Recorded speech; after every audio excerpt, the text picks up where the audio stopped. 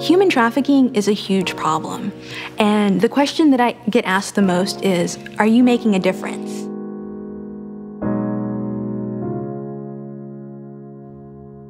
My name is Julie Waters, and I'm working on my Master's of Theology. So our main focus at Free the Captives is twofold, to reach out to Christians and to show them that this problem is real. The other part that we focus on is our mentoring program, where we train women to be faith-based mentors for girls at risk of sex trafficking, as well as those who've already been involved. So what's happening is when these girls are out on the street, these pimps or these older men start to befriend them and give them the love and the affection that they didn't get at home. And these girls fall in love with them. And then the guys just trick them into prostitution, saying, if you really love me, this is one way you can help us pay the rent, if you'll go and sleep with some of these guys. And if that doesn't work, then they're just beaten into submission.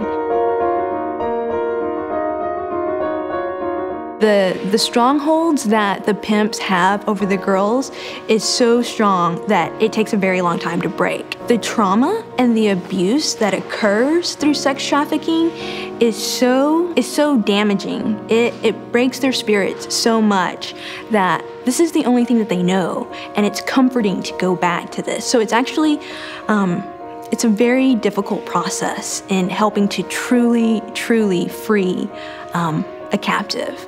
And it absolutely needs the power of Christ working in their hearts and healing the brokenness before they realize this is not who I am anymore. You know, I'm a new creation in Christ. And I truly believe that without this spiritual aspect, that victims aren't going to be healed and will live in a lifetime of bondage. Even though they've been physically freed, they won't be psychologically, spiritually, or emotionally freed without knowing Jesus Christ. There's a huge need for the church to step up and to provide counseling, educational opportunities, providing for medical needs, just anything that these women need when they come out of trafficking. We're training women to be mentors. And what they're doing is they're mentoring both international rescued victims. So we're specifically looking for women who are bilingual. And we also have women who are mentoring American girls who are either at risk for sex trafficking or have already been involved in it. Many groups focus on working with the victims. Other groups focus on jailing the sex traffickers, the pimps, getting them behind bars. An aspect that we would like to address is reducing the demand. As long as there's a demand, there's always going to be a supply. So no matter how many victims you rescue or how many traffickers you jail, as long as there's this demand, someone is going to keep supplying. So what we'd like to do is to educate the community, get the public aware that this is a behavior that we're not going to tolerate anymore. Men should not be purchasing sex, and in part, it's their demand that's fueling sex trafficking.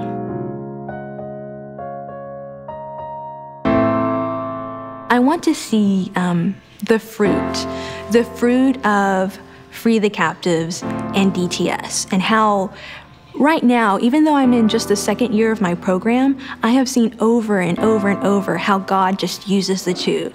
To me, they're so interconnected. I take what I'm learning in class and I apply it immediately at my next speaking function or at the next meeting that I'm presenting. It has truly been amazing to see God wake up his people, and once people know, they are compelled to act. I want to know that I have done all that I can do to make a difference in the lives of these human trafficking victims. I'm just really excited to see, what the future holds and what kind of impact that the body of Christ can make when we work together. God's only calling us to impact one person at a time. He's asking me to focus on just that one girl today that needs to be rescued. It's really keeping my eyes on Christ and allowing him to remind me daily that it's his strength that I need to focus on. It's his will that I need to be guided by. If I keep my eyes on Christ, I'm able to do what he's called me to do. I'm hoping that if I look back, I would see lives that have made a difference. First of all, that there are victims who have been able to, through the love of Christ, be made whole and to go on and to show others not only what they've been through, but what God is doing in them. And then on the other end of the spectrum, through Free the Captives, just being able to motivate people to look beyond themselves and know that they are capable of making a huge impact in this world for Christ by standing up for others, by being a voice for the voiceless.